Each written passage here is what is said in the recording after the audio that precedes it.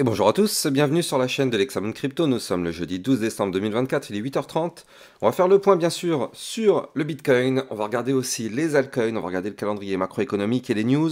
Gros programme, des cryptos qui reprennent beaucoup de force parce que bien sûr le Bitcoin est en train de reprendre de la force. Allez, on s'installe confortablement et on démarre avec le calendrier macroéconomique. Donc aujourd'hui, on va avoir à 14h30 les inscriptions hebdo au chômage et le prix à la production mensuelle de novembre. Et puis on va clôturer la semaine sur ça parce qu'on n'aura pas de news ce vendredi. Alors, par contre, on a pas mal de news du côté de Twitter. Alors, du côté de Twitter, on a vu que Solana organise un hackathon mondial en ligne dédié à l'intelligence artificielle ouvert jusqu'au 23 décembre avec des récompenses allant jusqu'à 30 000 dollars dans certaines catégories au programme infrastructure, intelligence artificielle, outils de tokenisation, agent de chat autonome. Bref, intéressant quand même pour tous ceux qui aiment bien le développement et qui aiment bien aussi la blockchain Solana. Dans le club Exarocket hier, on avait vu la crypto numéraire et la crypto render. Dans ma vidéo d'hier matin sur le Bitcoin, souvenez-vous, hein, le titre de la vidéo c'était Macroéconomie, journée importante, le rebond du Bitcoin. C'était ça le titre de la vidéo d'hier. Et donc on va regarder effectivement ce que nous a fait le Bitcoin juste après. Crypto qui nous pousse que Binance et Circle s'allient pour allier l'adoption du USDC. Binance intègre l'USDC à ses services pour 240 millions d'utilisateurs, trading, épargne, paiement et l'adopte pour sa trésorerie. Donc Circle fournit technologie et liquidité pour renforcer l'innovation du stablecoin. Crypto toujours qui nous pousse que Raydium dépasse à nouveau Uniswap en volume mensuel. Donc vous savez, un Raydium c'est le swap de Solana. Et donc effectivement, c'est pas mal. Ça veut dire qu'effectivement, il y a de plus en plus de transactions qui se font du côté de Solana, la blockchain Solana. Grosse information, Crypto qui nous pousse que Ripple obtient l'approbation de New York pour son premier stablecoin, le RLUSD. C'est une étape majeure dans l'expansion des services en monnaie numérique. Donc ça, c'est vrai que c'est une très très bonne nouvelle. On va voir ce que ça va donner par la suite, mais bien évidemment, ça c'est un petit coup de boost pour le Ripple. Sur YouTube, on avait vu à midi la crypto ANKR. Dans le club, on avait vu la crypto True et la crypto Chlore. Je rappelle que dans le club Lexa Rocket, ça vous permet de recevoir encore plus de vidéos que ce que vous avez sur YouTube et des vidéos concernant des potentielles crypto pépites. N'hésitez pas à venir rejoindre le club Lexa Rocket, vous avez le lien en description de cette vidéo. Et donc, on avait aussi vu dans le club la crypto Lei et la crypto CKB. N'oubliez pas aussi, hein, si vous le souhaitez, vous avez un Discord qui est mis à votre disposition. Si vous voulez échanger avec la communauté, vous avez juste à regarder en description de cette vidéo pour le lien Discord. Et donc, Crypto qui nous pousse qu'il y a un film indépendant coréen intitulé Cryptoman qui s'inspire de la vie du fondateur de Terra, Do Kwon. Dans ce film, l'acteur Song Jam Rim incarne un entrepreneur ambitieux et lance un altcoin baptisé Momi. La sortie officielle en Corée est prévue pour le 15 janvier 2025. Bon à voir, hein. À voir, effectivement, ça peut être intéressant. Alors, pour ceux qui se souviennent, il y a 6 mois environ, je vous avais fait une vidéo concernant la crypto Cortex, le CTXC. Et là, du coup, je vous avais dit que ça pouvait être la pépite de 2024. En fait, j'avoue que même moi, à ce moment-là, j'y croyais pas trop. Mais c'est une crypto qui a pump énormément depuis, vraiment énormément. Tous les jours, on voit, elle est dans le vert, à part aujourd'hui, parce qu'elle retrace un petit peu. On pourra jeter un coup d'œil après si vous voulez, mais elle retrace énormément. Dites-moi en commentaire si vous avez vu la vidéo à l'époque, si vous avez réussi à avoir des profits dessus, parce que franchement, elle a fait que exploser. Suite à la vidéo, elle a fait que exploser, exploser, exploser. On a eu des pourcentages énormes. Donc ouais, franchement, ça c'était une belle trouvaille aussi sur ma chaîne YouTube.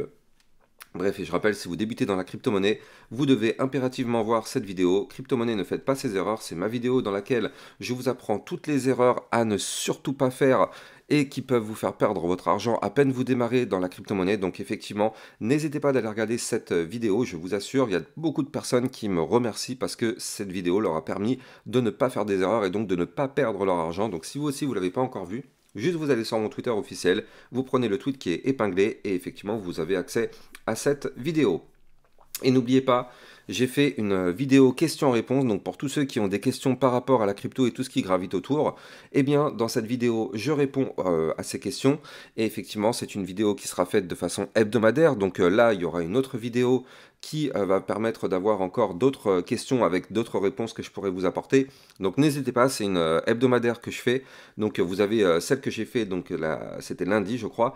Effectivement, dedans il y a des choses très intéressantes pour vous. C'est de la formation gratuite, hein, on va pas se mentir, c'est de la formation gratuite. Je réponds à vos questions fiscalité aussi au passage. Bref, donc n'hésitez pas à regarder la vidéo, franchement, il y a du très très lourd. Allez, on s'installe confortablement, on va regarder ce que nous fait le Bitcoin et les altcoins, mais en tout cas en attendant, je rappelle à tout le monde que tout ce que je vais dire dans cette vidéo n'est en aucun cas un conseil financier. C'est à vous de faire vos propres recherches et n'oubliez pas que le trading de crypto comporte des risques de perte partielle ou majeure.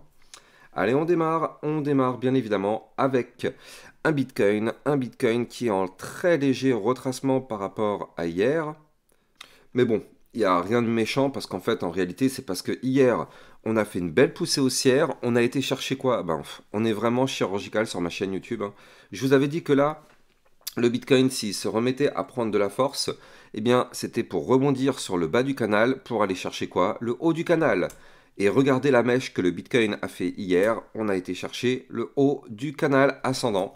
Donc, hier, on a été chercher le haut du canal à 102 053. Bien évidemment, je vous avais dit que c'était une résistance. Et donc, si on n'arrive pas à casser ce canal ascendant, malheureusement, on risque de se faire rejeter. Donc là, vu qu'on est sur le haut, on risque de tenter la cassure une fois, deux fois, trois fois. Un petit peu comme ce qui s'était passé ici, vous le voyez. On avait tenté la cassure une fois, deux fois, trois fois, une quatrième fois d'ailleurs.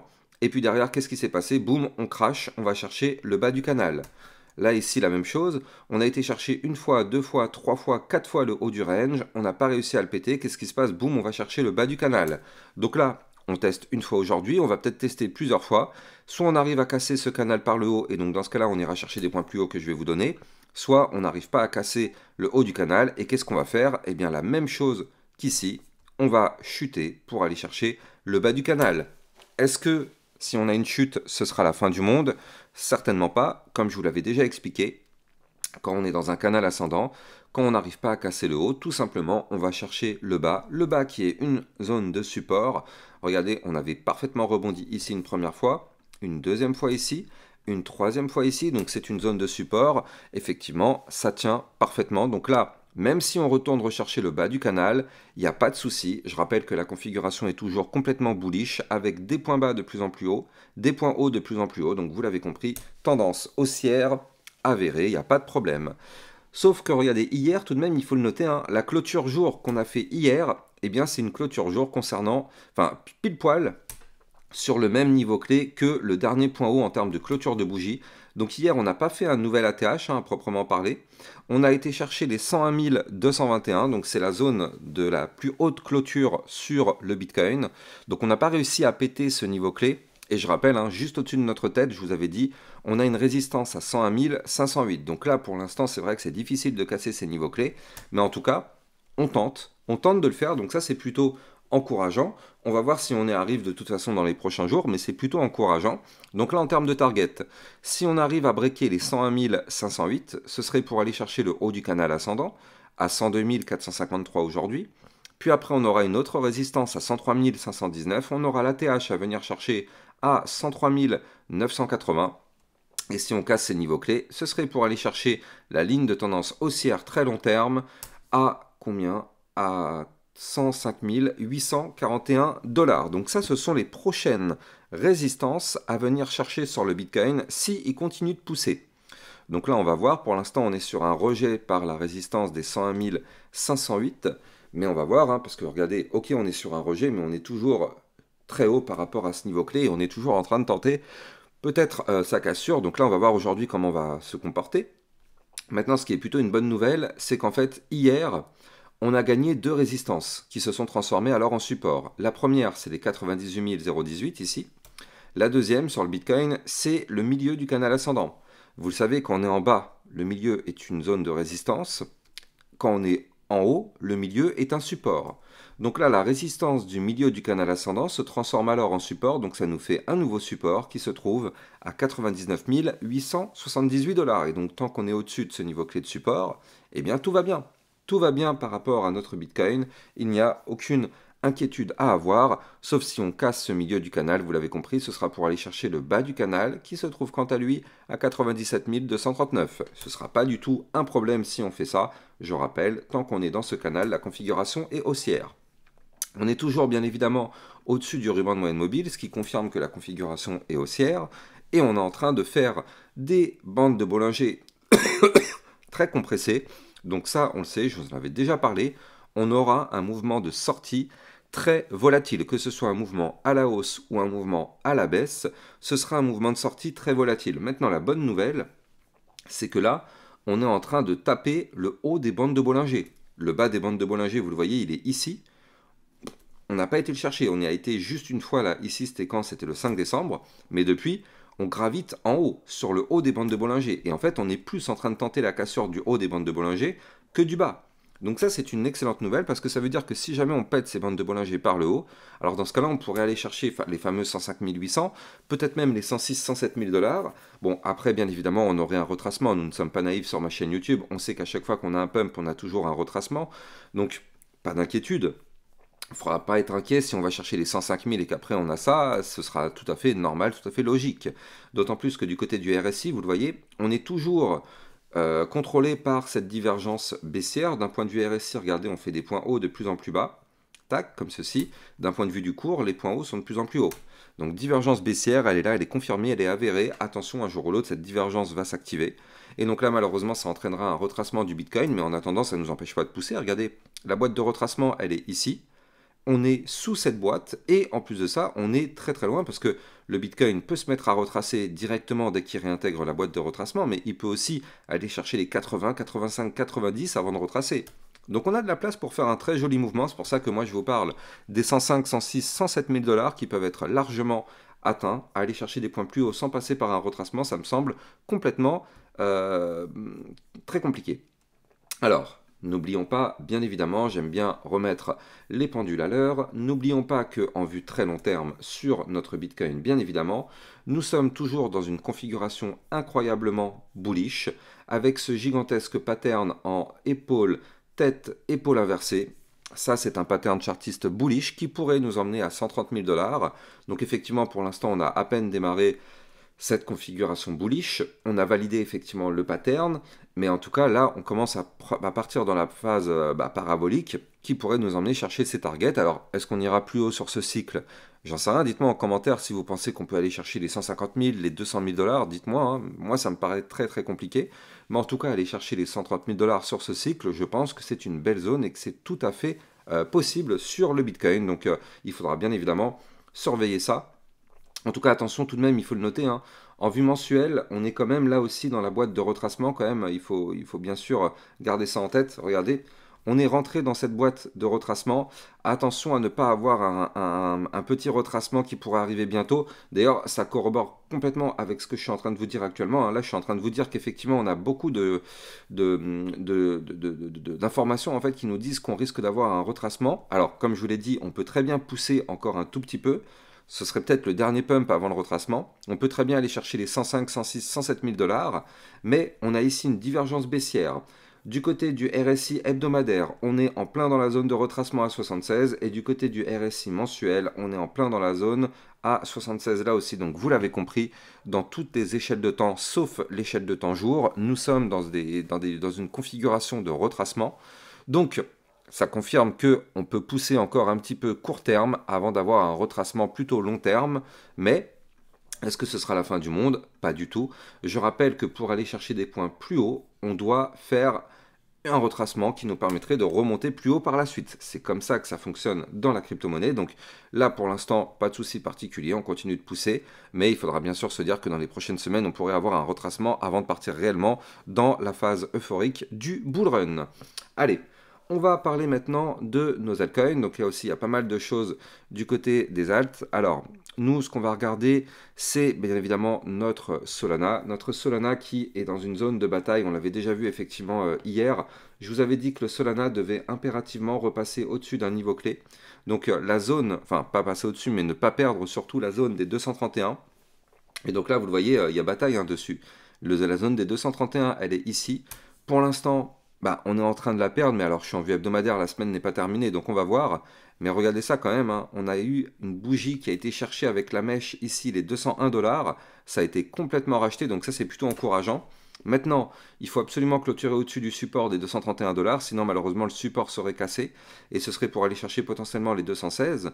Mais en tout cas, si on arrive à clôturer au-dessus de ce niveau clé, ça nous permettrait d'aller chercher l'ATH, donc déjà dans un premier temps les 249, puis par la suite les 264, parce que je rappelle que le Solana a formé un nouvel ATH il y a quelques semaines, pour aller chercher les 264 $. On a fait un retracement déjà quand même assez prononcé, donc maintenant effectivement, ça ne veut pas dire qu'on ne peut plus retracer, hein. De toute façon tout va dépendre du Bitcoin, parce que je rappelle qu'actuellement la Bitcoin dominance est toujours archi élevée, d'ailleurs elle est à combien actuellement?